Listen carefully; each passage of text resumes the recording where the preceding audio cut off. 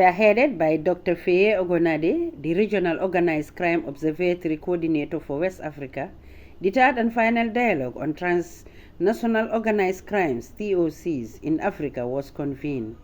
The primary goal of the session was to map out factual evidence to compel the African Union and the African Commission to take a more proactive stance in addressing this growing menace.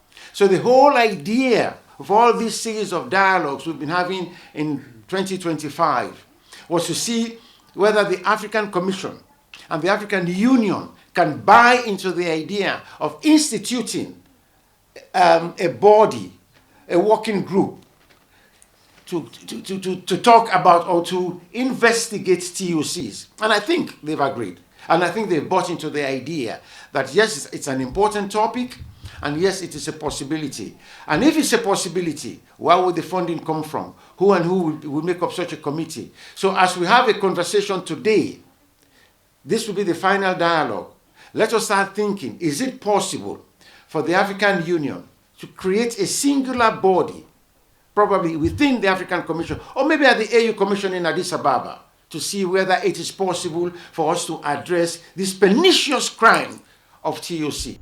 Speaking on behalf of the African Center for Democracy and Human Rights Studies, Tyrian Krebs emphasized that the discussions must remain practical, honest, and forward-looking. She noted that the dialogue serves as a timely reminder that security without rights is fragile, and rights without accountability remain an obstacle. Protection for victims remains the weakest link.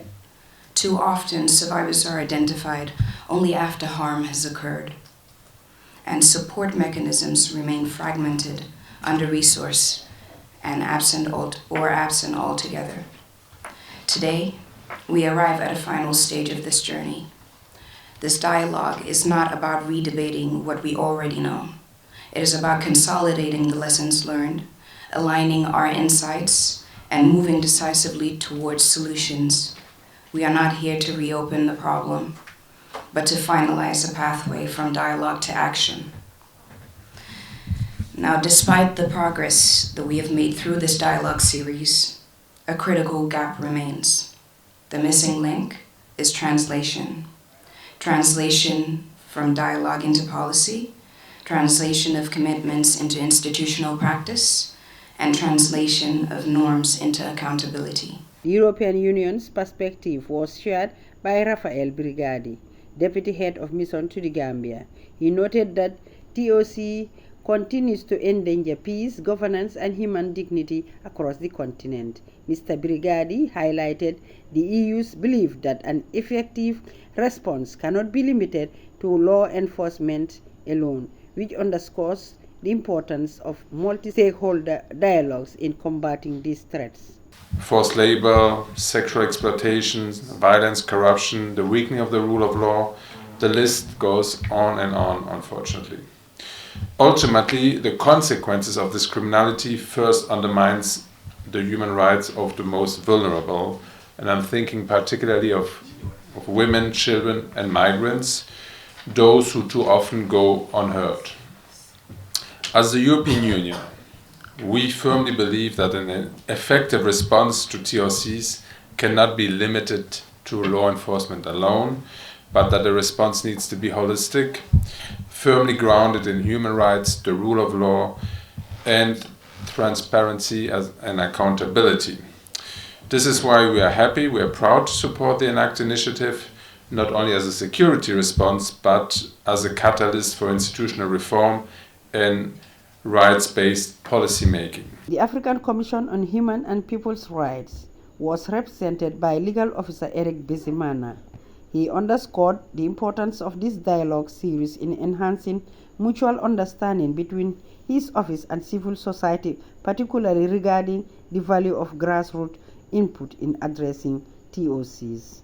Well acknowledges the two previous thematic dialogues held in Banjul in March and July last year.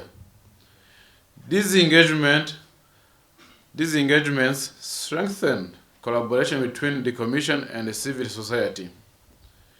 They deepened understanding on how TOC-related harms manifest as human rights violation, and they generated practical and forward-looking recommendations. Today's dialogue is particularly significant because it is a culmination of that process and a deliberate shift from discussion to implementation. The day-long forum featured various working groups tasked with developing actionable strategies.